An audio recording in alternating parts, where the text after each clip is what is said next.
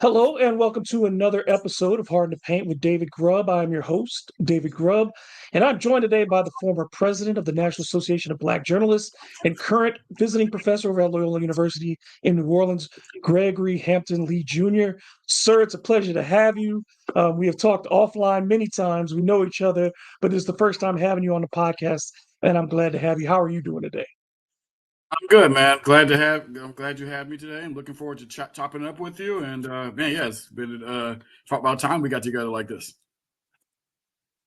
Absolutely. I know this weekend wasn't a lot of fun for you with the Saints, having just a very poor performance with the Tampa Bay Bucks. I do want to get your thought on this really quickly, though. Do you think the end of the Dennis Allen era or error, depending on how you view it, do you think it is nigh if the Saints lose this Thursday to the Denver Broncos at home on Drew Brees night with Sean Payton in the building? If you lose five in a row, and a lot of his losses have come at home, it just feels Yep. like it might be time for a change. You would think that if Dennis Allen loses on Thursday, fifth loss in a row, and if the team looks like it did on Sunday, where your specialty side as a defensive coach, your defense is falling apart, you should not be on the sideline. It seemed as if the players don't want to play for him anymore. The way they miss tackles on Sunday, if that happens again on Thursday, I don't know. I know it goes against the whole philosophy of the Saints organization of not having change in the middle of the season, making a move in the middle of the season. But this might be if it continues to be the way Thursday night we see what happened, repeat performance and what on Sunday, it'll be a problem. It'll be a problem for Saints for Who That Nation, and you can no longer say injuries have injuries have impacted the Saints offense in ways. It means that people don't really understand when the Saints lost the center McCoy, everything went downhill. I mean, he's the heart and soul of the offensive line and called all the calls. But at the end of the day, when the defense is been relatively healthy, you missed Demario Davis for a game, and you missed Warner for the last couple of games, but not a total annihilation on the defensive side of the ball like on the offense. So if the defense can't hold up, and that's your specialty side of the ball, and it continues the way it goes, and if you get beat up by a rookie quarterback and Mr. Bo Nix, fans won't be too happy if Dennis Allen stays around. No, I don't think so. And it's dangerous territory for a franchise that has had universal love for about 20 years. And you are getting to the place where, where you can burn that goodwill unless you make the right moves. And you're seeing it in different places around the NFL right now. Jerry Jones going through a similar thing in Dallas, and it's hard to burn that goodwill. For the Cowboys fans to start jumping ship like that, it's hard. But the reason I wanted to talk to you, and it's really appropriate considering where we were this weekend. The NABJ of New Orleans had New Orleans Association of Black Journalists, excuse me, had its scholarship lunch, and one of the honorees there was Roe Brown. And Roe, for folks who were outside of the area who don't know, he was the first sportscaster, Black sportscaster on local television in the city of New Orleans. And that was, we're closing in on 5 decades since Roe took to the airwaves. I, in 2019, was the first Black broadcaster to get a daily sports talk show in New Orleans. 2019. Here we are in 2024. And as we look around the broad swath of broadcasting, whether we're talking television, whether we're talking cable, whether we're talking about radio, the space for Black men, particularly who are trained as broadcasters, who are trained as journalists, seems to be shrinking or is gone. At the local level, yes, there are anchors. But on the national level, on the radio markets, where we look to on a daily basis, you don't see Black men on television who are not, in particular, former athletes. You watch an NFL morning show on Sunday, I see Randy Moss, I see Ryan Clark, I see plenty of athletes. When I look on a weekly basis, I turn on my TV in the morning. Sure, there's Stephen A. Smith. Sure, there's, you can see Chris Broussard. But the overwhelming majority, we're talking Shannon Sharp, we're talking Big Swagoo, we're talking, Black men who have played NBA shows. It's Kendrick Perkins. The broadcasters aren't there anymore. And I ask you, as somebody who has done the work, the heavy lifting of creating opportunities for Black folks in this industry, first and foremost, let's start with, how did we get here? Yeah, it's just, there's a lot of reasons for it, but I think, as the great Howard Bryant put it, a great writer out of Boston, he, basically said when you have these broadcast shows for sports, there's a formula. And the formula is, okay, we got a white male, a white host, white male, female. You get your black presence by having a former athlete, and then you have two other white people on the show, and that's the formula. So no one can say, well, there's no black people on the show, but there's going to be a time, yeah. I mean, a lot of black people, yeah, we see a lot of shows, and then look, even if they have one black person, that's all they have. Let's for example, the probably premier college football show is College Game Day. All they have is Desmond Howard. They add, they added they added what's his name McAfee. ESPN Pat McAfee. They, Kirk Herbstreit wanted Pat McAfee. He wouldn't do the show anymore if he had Pat McAfee. So all there's Desmond Howard with and he's okay, but he's a former athlete. There's no, and we look at the entire show. Where are the black journalists? Where, when the league, when college football is dominated by black players, when a lot of your Heisman Trophy winners are black athletes, and all you have is one black face on College Game Day. It's just preposterous. You can look at look, even Fox Sports even do better than them, because at least, well, yeah, they have Mark Ingram, but their lead play-by-play guy is Gus Johnson. So Fox does a better job of that. When you look at ESPN's NFL Countdown, like you said, they only have Randy Moss. That's it, Randy Moss. There's the commentary for sports commentators are fading away. Bomani Jones was let go from ESPN. They didn't want that kind of smart commentary on the airwaves. Just saw ESPN put its release out for all of its NBA reporters and commentators this year. And if you notice on the NBA Countdown, Michael Wilbon, he's going to be. They say he's going to be contributing. So I read that to me, he's not going to be doing it all the time. And the replacement who is Kendrick Perkins. So you're going to lose that. You're going to lose Michael Wilbon a lot of the time because he's not going to be on all the time. So you're going to go from a smart sports commentator who covered basketball for 30, 40 years, who have a lot of context, a lot of history, missing from that show, and be replaced by Kendrick Perkins, who, look, he played the game, he won a championship, but he's there for entertainment reasons. He's going to be there for the hot takes, but you're not going to get any deep analysis or commentary, smart, thoughtful commentary. No offense to Perk, not compared to Michael Wilbon. No. And not having someone like a Bomani Jones on your network is preposterous. But we, so I tell my friends all the time, the E and ESPN stands for entertainment. So they've moved past entertainment. I mean, Stephen A. Smith, yes, he was a trained journalist, but he uses journalism as a protection, but he doesn't really ask the real questions or use context in his arguments. He wants to be right. He wants to be right in all the arguments. But he always said, I'm a trained journalist. But you don't practice what you really truly learned in journalism because you're more entertaining than being a journalist. And I get that's where you are. That's where about the money. But when you lose that context, it does a disservice to those who really want to actually learn something, actually want to hear thoughtful analysis, thoughtful commentary, and for black men, and especially from black men. But black men are not being placed in those positions to be smart, to provide context, to provide the things that are needed to give voice to whatever happens on the field. And God forbid if something happens again, social wise, then what you're going to do? You have no one on staff or no one who's full time on TV to give that smart analysis. You're going to probably call some other person, a sports sociologist, to come on just for freelance or whatever, but they won't. They're not full time, and this has been happening quietly for the last 10 years in terms of the smart. Look, it's even to the news side.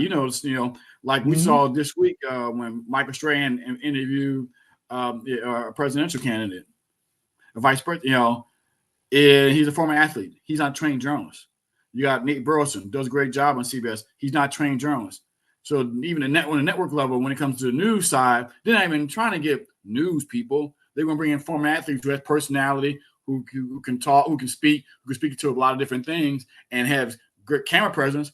But they're not trained journalists, and even the trained male journalists can't get those jobs either on the news side. And we've seen, conversely, there's been a rise in the hiring of Black women. And I don't begrudge them on that. This is not something to make an argument against Black women, but you are seeing Black women get the hosting jobs, and it hasn't mattered the sport. They're getting them in the NBA, they're getting them in baseball, they're getting them, WNBA as well. They're getting them in college football. They're getting those hosting jobs. They're getting their own shows. The only people I see who are hosts of their own shows on the major cable networks are Black women. Black men are not getting those jobs. And that's fine. I want to see Black women ascend. And I think, but it can be hard to have this discussion where we are so fortunate to get any jobs that it's hard sometimes for us as men to speak up and say, we don't want to be forgotten, without feeling like I'm trying to pull women back, because I am not. I want women to get jobs. I want them to have the opportunities that they were shunned from for 50 years in this business. But at the same time, it's so pronounced for Black journalists. And you teach on a regular basis. I spoke to a class in my alma mater, Wake Forest, a week ago, to some young journalists who want to get in this business. And I don't want to discourage them, but at the same time, I've got to be honest with them when I get them into one-on-one situations. Do you feel like, particularly when you are dealing with Black male journalists who come up to you and say, I want to get in this business, I want to do this, how do you have those conversations with them and say, look, this is the reality of it. I don't want to take away your passion. I don't want to take away your drive, but you need to know what the landscape really is before you go walk out there. Yeah, I'm very honest with my students when it comes to the landscape. I'll always stress upon them, be a good writer, write, and also be well known and well sourced, to be also to have context to know stuff. Because yes, it is going to be tough. It is tough if you want to be an anchor. With the collapse of the regional sports network, where there are a lot of opportunities out there, those are gone. Those are going away.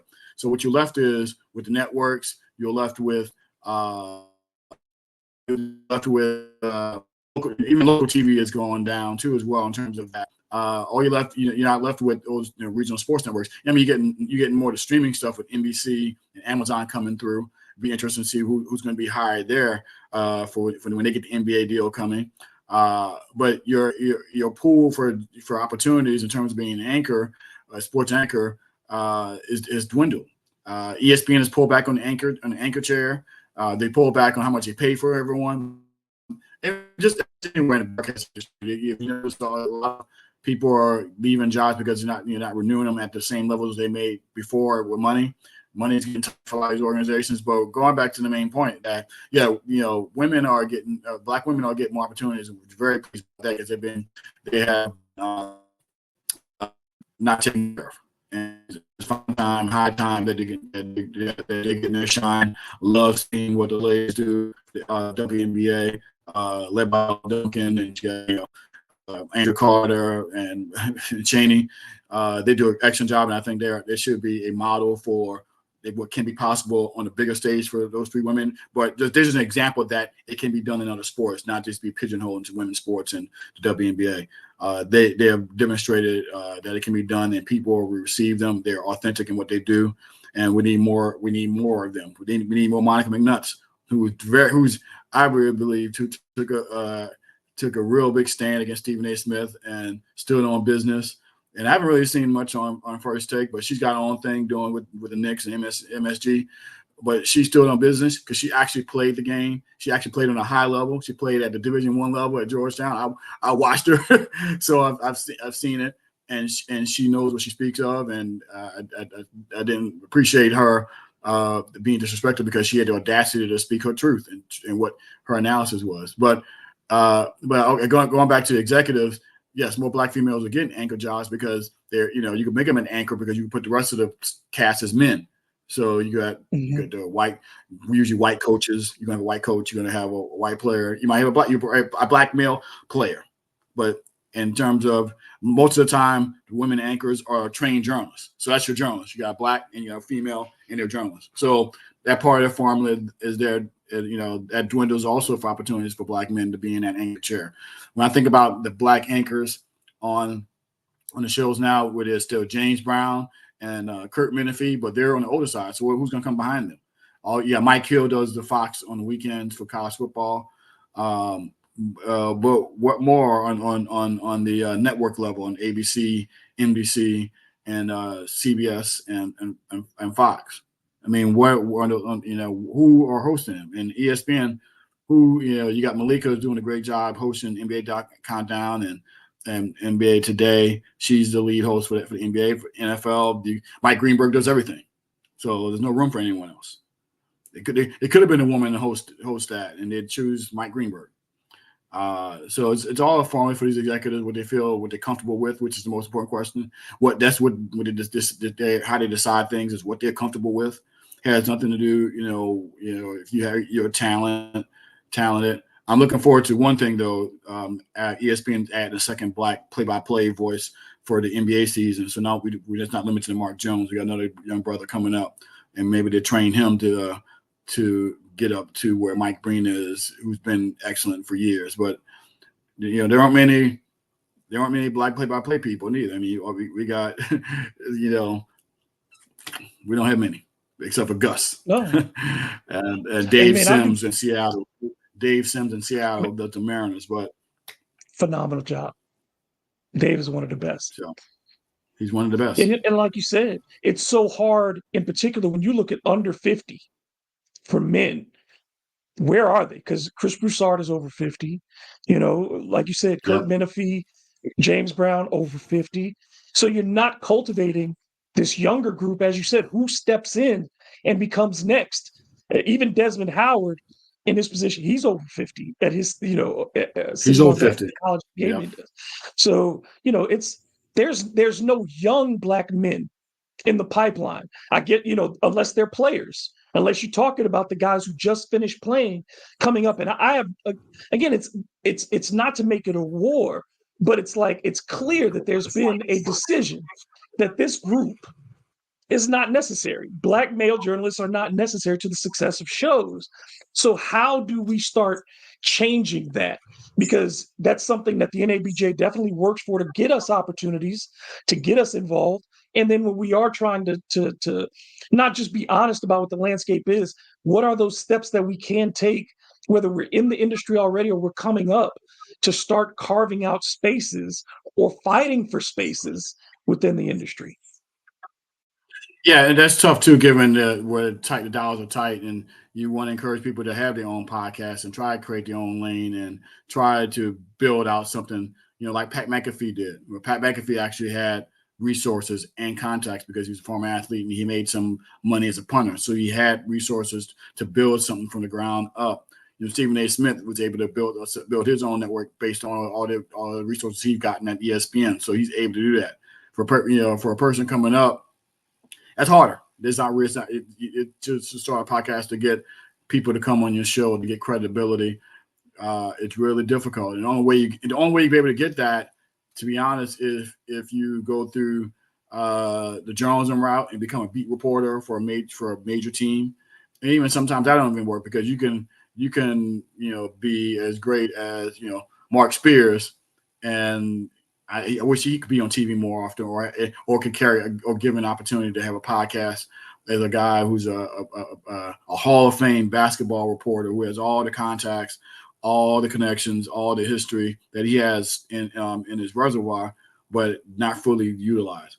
And I truly believe that he could be a person that could be a role model, that person who has all that stuff should have that kind of stuff. Should have its own podcast. Should have it a bigger presence. And that's why we're trying to tell our young people to, in order to to get that to that level, you have to have some type of foundation, a reporting foundation, a beat reporting foundation, covering major teams, covering major events, so you can be out there and get experience, and so that the players know you, so the agents know you, and some of the league officials know you, so you can be able to have a producer from your show call when these people we need them for a show.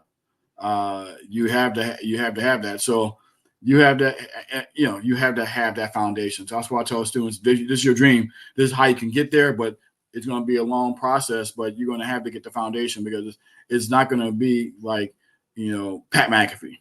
Stephen A. Smith was a journalist. People forget that he was a journalist. He started off small and got himself to ESPN and made himself to where he is today. But that was a long journey too. So you have to have that patience. But there's been a big gap of from Stephen A. Smith when he did it to a young person today who's coming up right now in their 30s, who's actually being groomed for that, 30s or 40s, who's being groomed for that type of role or type of play they can have in this sports media landscape. Yeah, I can't. I've tried to. I can think of some women. I can think of women. I can think of Malika Andrews. She's up there. Yep, She's she's good. She can do what she want to do. Joy. She's been trained and groomed, and she had opportunities in the bubble, and she took advantage of it and kicked butt, and she deserves everything she's gotten. There's other people who I believe Kimberly Martin's ready for bigger and better things on ESPN, but she's got her NFL thing, but I think she's really poised to do more if allowed and given an opportunity. There's some other people out there who can shine, but I'm just trying to think. Malika's under 30. I can't think of a black male side under 30 who maybe Aaron Ladd, who's just took a job in an Atlanta station network, and he's good. He's coming up. Maybe a Chancellor Johnson in Houston, Texas, if they're given a platform. But there aren't any. I don't see any under 30 people who like the next person to come, replace Stephen A. Smith or Chris Broussard or Michael Wilbons. There are smart people out there who are capable of it, like Jerry Brewer, who's the Washington Post sports columnist, who would be excellent on any show, and given his great writing, great context, and great storytelling and access. He'd be somebody, but they don't put people on like him because they don't want smart black men doing commentary on subjects that need to be touched upon from the black male perspective. Those opportunities are far and few between. How much do you think the subject matter that has come about in the last decade or so in sports has had an impact on the muting of some of these black journalistic voices? Because we've had an increase in things about social justice in the last decade. We had an increase in the player rights movement with NIL and these types of things. We've had an increase in discussing about the relationship between the power dynamic of coaches and players, between players and owners, and all of these things that have come about in the last decade. And that impacts disproportionately black men more than anyone else, historically, athletically, financially. And it seems as if you have fewer people to articulate what could be an unpopular position, but make it palatable. Like our man, Howard Bryant, who did an exceptional job of that and continues to do a great job of that, just not Yes, on he the does. TV. But No, he's not. I think that's He's not. major. He's not asked to do that.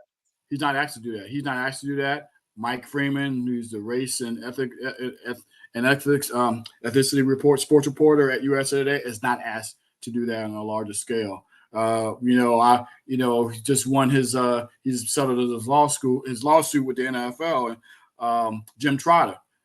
He's actually taking the ball a little bit more at the Athletic. But I remember when I was at the Athletic a few years ago doing the Black Lives Matter protest, and during that time, like how that athletes, football players were getting ready to go back to school, but there was no sports being played, and we needed stories. We needed to talk about these things. But I never forget, we had a Zoom meeting with we just put it together, Zoom meeting on the weekend, and a lot of reporters were like, they needed guidance, and a lot of them were white reporters who needed guidance to speak about how to talk to black men about what they're feeling going through this time.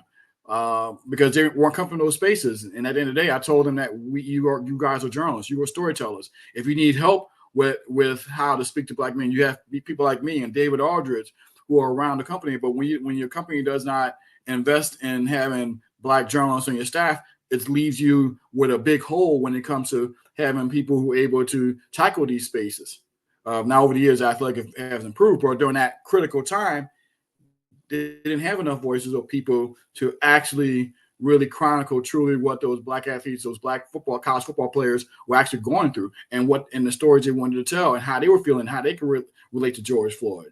And we look at now when we talk about the whole conversation between Caitlin Clark and the whole Angel Reese thing. There's not enough commentary or smart commentary from black men about this. We definitely got a lot of commentary, good commentary from Malika Andrews, great commentary. Not Monica McNutt. Monica McNutt. She really sports brought it out. Chiney has done it. Andrea has done it. Mel. They've done it. Elle Duncan has done it, but it's not enough of that. And because news organizations try to avoid that because they want to entertain more, they're looking for clicks, they're looking for hot takes, they're looking for things that brings audience engagement and viewership. They want to try to stay away from those things until it's forced upon them. Just like Black Lives Matter was forced upon them. It was forced upon them because the athletes said, we're going to talk about this. So the media had to pay attention to it. Otherwise, they wouldn't have any stories. They wouldn't have any content.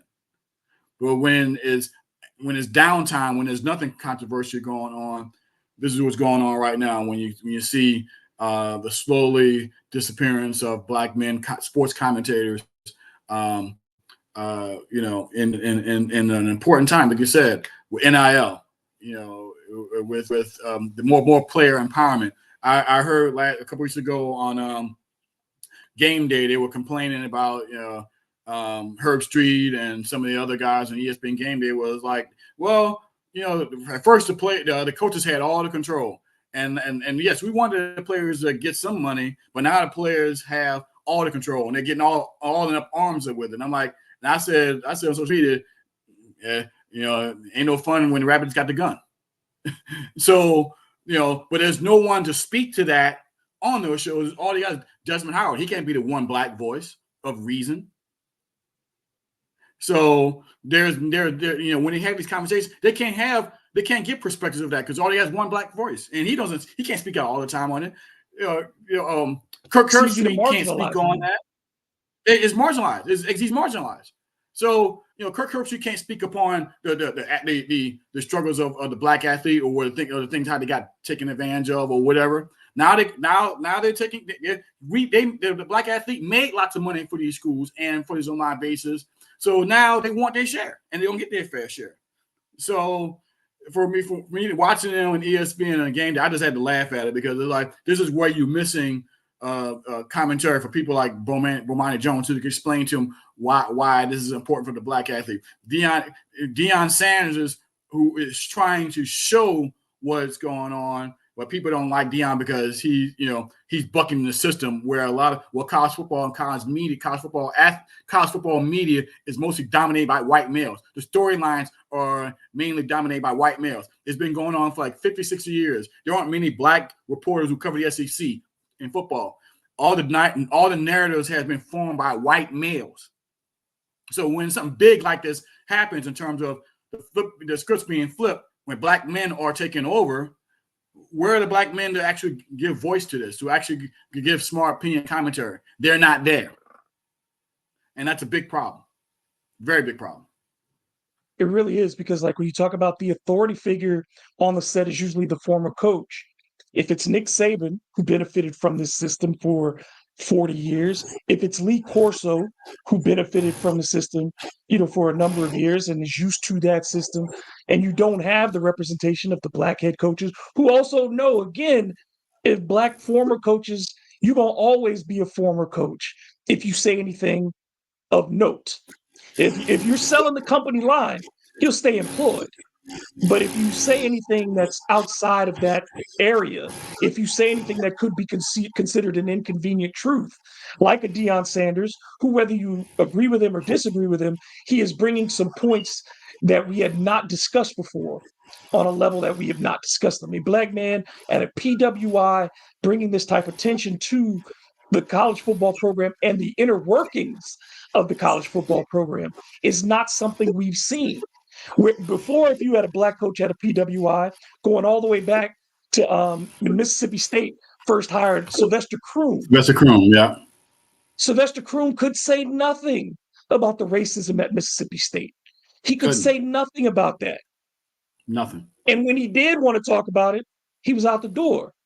Yep. So Gone. these positions that only journalists can get to, because players and athletes are viewed in a different way. There's a fan base, there are allegiances, there are perceptions that you have to deal with.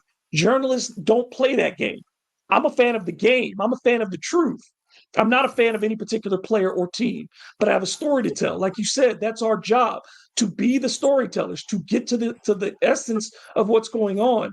I think it's easy to remove us from that set when we're going to make somebody uncomfortable on a Saturday morning or a Sunday morning. It's very similar in my mind to what we saw happen first at BT several years ago when they got rid of Tony Brown's Journal, when they got rid of the Tavis Smiley, when they got rid of those shows that gave a ideological perspective of multiple journalists who got to sit around and talk about topics. At ESPN, it was the sports reporters, and they eliminated that to a certain degree or moved it to where you had to be up at 7:30 in the morning if you wanted to see people talk intelligently. You had to find them. And now they're just taking it completely out. And yeah, like when I think about ways for us to get better at this, I think we do have to pool resources. Folks who are young and are getting into this business, you have to find collaborators to build an audience and say, look, I love the NFL, you love the NBA, you love wrestling, you love baseball. Let's all have one channel and we'll all create content, but we're going to do it together to bring to marshal our power and use economies of scale. But when you've got so many of us out here doing it one-off, trying to be the next hot podcast without, like you said, I think you bring up an incredible point when you talk about Pat McAfee has an advantage because he had millions of dollars of his own money behind him, or hundreds of, however many thousands he needed to spend to create content in a world where he didn't have to go out and freelance and get other gigs. He didn't have to go out and beg for sponsorships when he was doing it because he could fund himself. And then sponsors were looking for him. If you're new in this business, none of that is there. And you may not even understand the business workings that it takes to get in those places. So I think that can be something that we need to maybe emphasize going forward, is how do we get, not just build relationships to know each other, but that we start building things together. No doubt. I mean, look, I would go back to also, go back to the thesis of this conversation. Executives, like as a black journalist, I am comfortable being uncomfortable. And I think a lot of executives are not that. They are not comfortable being uncomfortable. They didn't want to do anything uncomfortable. They didn't want to do anything that's out of the norm, their norms, to allow for voices like Bomani Jones to come out. To have the voices of Justin Tinsley come out more. From Anscape. There's a lot of great he's a great young voice. Justin Tinsley could do much more, I believe. He does. He tells great stories, and they allow him to do some stories, video stories. But he could be exposed more. But there are a few more like that. But again, it's about the executives, understanding the landscape, but also not being afraid to being uncomfortable, being comfortable, being uncomfortable. And that's what it comes down to. They're fine with us being uncomfortable. It's fine. It's fine. It's fine. It's fine. It's always fine for them. But at the end of the day, they always, and that's why it's always about, it comes down to money for some people. When I heard Stephen A. Smith and Shannon Sharp talk about Caitlin Clark as box office, this, box office, that. But you want to take away, but you don't talk about the journalism, the actual behind the scenes in terms of the Olympics. The Olympic team is made for 3-year commitment. So you just want to drop someone on the team. We're not, because there's a 3-year commitment, because the players don't have enough time to practice, because she's box office, where the Olympic movement is different than the WNBA. The WNBA and the Olympic movement does not work together. The Olympics is all about one goal, winning a gold medal, not about putting people in the stands or viewerships. It does nothing for that. And in fact, basketball on the world stage is smaller stage on the women's side behind gymnastics, swimming, and track and field, I dare you say. I think women's basketball may be 3 or 4 on the pecking pole. But I get why they're talking about Caitlin Clark. It's all about money, because when I saw a quote, someone's, I think it was Monica said in Washington Post that, you used the word jealous, that the players are jealous. Stephen A would say the players are jealous of Caitlin Clark. No, maybe he could look at himself, because he wants to be the highest paid person at ESPN because he's jealous of what the other guys make more than him. So it's like you can put that with him, but I'm just saying, look at context. Context being a journalist, context of being a storyteller, context about what's really going behind instead of chasing money. Well, at the end of the day, what's going on right now, it's all about money. They don't care about real storytelling. They don't want to care. They care about smart commentary. They bottom line for people is when they have these takes about the Caitlin Clarks of the world or whoever. If you box off it, even last week you talked about the ratings. Oh, the ratings are lower than when Caitlin Clark played. Well, the rating, if you were a journalist would say, well, the ratings are higher for these finals than in previous finals ever. And part two, for being a journalist, you just can't drop Caitlin Clark into the finals. She had to earn her way there. So what's the point of even bringing her up? She got to bring her team there, and she's never won a championship. She has never won a championship yet. So let her win a championship. Get up to her championship round before you try to compare. There's no apples to apples comparison when you think about it from a journalist perspective. You can't even bring Caitlin Clark's name in for ratings for the finals because she got to earn her way there, and she's nowhere near it. So that's what a journalist, and smart sports commentary is about. Being honest and upfront. Okay, you can't compare the WNBA ratings, finals ratings to the regular season. You have to earn your way there. But that's not what it is. That's not what sells today. It's all about money and hot clicks, and that's it, and get people mad and riled up like me. Yeah, because I mean, I love radio, and people try to tell you that radio is not important as it was anymore, but clearly it is to the people who are hiring. Because yes, it is. look at the composition of radio hosts in 2020. Was the last time the data was accumulated. 72% of hosts are white men. Yes, they are. 13.6 Latino. Blacks only make up in total of all radio hosts across the country 5.7%. So we're less than half of the Latino. In New Orleans is worse. And if you just go to the predominantly black cities, like you say, if you take Atlanta, New Orleans, Chicago, Detroit, New York, Los Angeles, you go to the major black markets, where are we? We're not even represented in what we would consider our markets. We're not on the air. The flagship programs in New Orleans, where we live, WWL, the #1 radio station in the city, not a black host on there. The ESPN station, it locally has one show, not a black host. Marlon Favorite has a show, but he pays for that show. He's not an employee of ESPN. He brokers his own contract there. The ESPN affiliate in Baton Rouge, the biggest city in the state, no black hosts on a daily show there. So the hiring people are telling you what they value, even when the audience is black.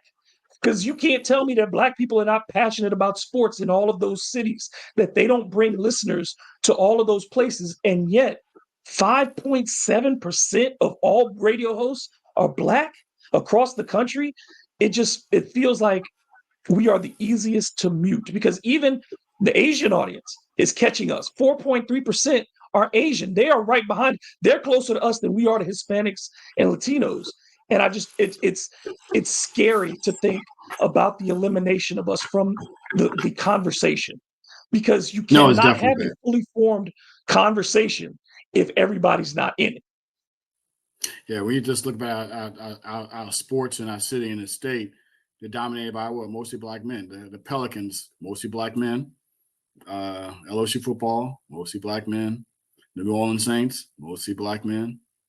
Tulane football, mostly black men. The LSU women's basketball, mostly black women. We talk about them a lot. So the only sport that probably doesn't have is gymnastics and LSU gymnastics and LSU baseball. But other than that, when you look at the major sports in this market in the state, it speaks to black folk. But we don't speak on the mic behind the microphone to talk about the black folk. if you Yeah. were trying to address this, if somebody put you on a task force, specifically a national task force, not, and said, we need to get this up, because in 2017, that was the highest it's been in the last 20 years or so. It was almost 13%. So now we're less than half that in just Yeah. 5, 6 years. Yeah. If A former sports Yeah. anchor hit me up. He's actually teaching at a college, and we had this conversation on DM about this very subject, about how can we bring this to light. And I said, I need to add to my plate, because I've done this type of research before. I mean, I've done it before in Mhm. 2018, when the athletic in its infancy were starting to make all its hires, and a lot of Black journalists were calling me saying that the athletic weren't calling us for job opportunities or interviews or callbacks or returning emails. And at that time, when Athletic was building its organization, they were saying, they were saying they hired these people for this city, hired these people for that city, and welcome to Athletic letters was like the thing to do, like when someone gets hired by the Athletic. So I decided to compile all the announcements, and they had all the pictures of everyone who they've hired in every city, and they also did one big major big mess up, that when they revealed the college football vertical, they named it the All American, and they put a picture of the entire staff. It was all white. So the name of the vertical was All American, and it was all white staff. So then I compiled all that information of all the stats of all the people they hired, and it was 80% white, 75% white male, 12% white women, 4% blacks. I think Asians was about 4%. Hispanics were about 4. There were no black editors, no black female sports journalists at the Athletic in 2018. I put that on social media, and that caught wildfire. And the next thing you know, the guy who was in charge of doing all the hiring, because he was charged, he was a long time journalist, he was charged to make all the hiring. Then he got caught. Well, the company got called out, and then the company internally made some changes of who was starting to make the hires for the rest of the city's sites and verticals, and that changed the direction of the athletic, because they were called out. And sometimes you might have to, social media is a very powerful tool. Sometimes you have to use it for strategic purposes. I'm not one to do that, but when the time is called to do that, try to get action. That's what you do, and that's what we did. That's what I did in 2018 to get the main reason I did is because our Black journalists deserve opportunities, at least a shot to get through the door and actually have an opportunity to show they have the skills to cover the variety of sports, from college football to the NBA, the NFL, anything. And we just wanted just to have the opportunity to speak for ourselves, and I felt it was necessary to speak up for all those Black journalists who wanted a role at the Athletic, because they were paying top dollar. They were taking people away, taking people from newspapers. They said they're going to change the game, but they were changing the game without us, and that's why I did what I have to do. And maybe we have to go back to doing that same advocacy again, to do that research about the lack of Black men in radio and sports commentary, and because numbers never lie. No, And that, at the end of the day, yeah. And when I put that post out on social media, the Athletic couldn't deny it. They said they wanted to work with NABJ. They wanted to talk to us. They wanted to talk to me and how to help them out, because they couldn't deny the numbers, because they announced every freaking hire they had on social media. It was that's a big right. celebration for them. So all you do is put it together and take the time to do it. That's what it is about. We got to take the time to do that research, that hard research, and it'll benefit Black journalists, not just Black journalists, but all POCs, to increase the Hispanic number, increase the Asian representation, get more women in the pipelines and there. So that tweet storm served as a wake up call for the Athletic to get their stuff together, but also to advocate for non-white men. Yeah, it feels like it really may be time to do it again, for all of us to put that pressure back out there, because we're trending in the wrong direction. We're getting silenced in a way that we really can't afford to be. And I think it's just, yeah, perspectives are so important. And I tell people this all the time, is because there are things I see that you don't see. There are things I see as a Southerner that somebody may not see as a Northerner. There's things I see as a Black man that you don't see as a white man. It's not about telling a story for the story's sake. It's their a universal string that runs through all of these stories for blacks, for whites, for Asians, for men, for women. These are the stories of humanity, but they have to be told through these different prisms in order to get us to this place where we're all respected. If you Yep. keep denying our stories or making them exceptions, that's all they'll be viewed as. So if Des sits on the end of that table and says something, well, you're saying that because you black, Des, because you the black guy. You're saying that because, not because it's worthy of being discussed. You're saying that because that's the perspective you have to have. No, this is news. This is real. This is what's going on in the world. I am not drawing attention to something simply because I am. I am drawing attention to something because it is. Like Yes, it is exactly. thing exists, It is. and just it's really frustrating to be. And I think we've lost a lot of the connectivity. I think there's an intent in pushing athletes to interview themselves to Yep. further take us out of it, because Yep. I think it allows athletes to remain superficial and protected, and it doesn't Yep. serve them as well. The It doesn't. depth that they're missing from not working with journalists, the storytelling that they're missing, I think is there. And you see it in these podcasts where it's great entertainment. Like you said, you can be entertained, but that takeaway is missing a lot of times when athletes interview other athletes, because they're being favorable to each other, they're being kind to each other, and that's fine, but it doesn't always get honest enough to make it worthwhile, that 90 minutes you want me to spend listening to it. Yep. No, you're right. No, that perspective is needed, but also I think sometimes too, even with some of our veteran journalists who look at it from the lens of how they were trained in journalism 40 years ago, but everything's evolved. That the way the world has changed, and if you don't evolve the way how you cover things, you're going to miss things, and some of the things you miss may also cause some controversy. They may look at it that you don't have you have major blind spots because you're looking at it from the traditional journalism lens. When you look at the true structure of journalism, who created journalism? Who created the rules of journalism? There's only one set of people. There was nobody else at the table. One set of people. One set of people. Just like the Constitution was set by white men, journalism was set by white men. So there were no um, caveats of what the future would bring in terms of how you tell stories, how laws are governed, with a sparse, with a diverse, very diverse population with a different set of experiences, and different sets of tone, and different sets of how people view things. If you missing those things, you'll get yourself in trouble, in terms of how you tell a story, and then next thing you know, people are bearing down on you, thinking that you may be racist because you missed this, you missed looking at it from this point of view. So we had, as journalists, as veteran journalists, I'm a veteran journalist, been doing it for almost 30 years, and I've evolved from what I thought what journalism is, what I've been taught, because we are living in an ever changing environment. We never knew 5 years ago players were starting to get paid in college. NIL would Right. change the world.